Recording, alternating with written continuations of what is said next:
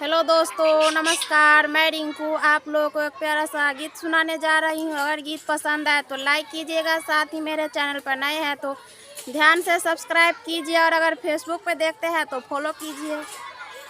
Rim झिम बरसीता का सावन होगा, रिम झिम बरसीता का सावन होगा।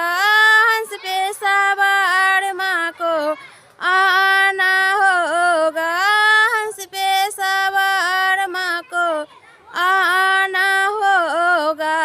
अपनी प्यारी मैया को मैं टीका से सजाऊंगी, अपनी प्यारी मैया को मैं टीका से सजाऊंगी। टीका से अच्छा टेढ़ा होगा, टीका से अच्छा टेढ़ा होगा।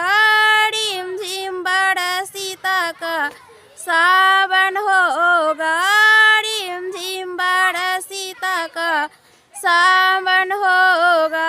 हंस पे सवार माँ को आना होगा, हंस पे सवार माँ को आना होगा।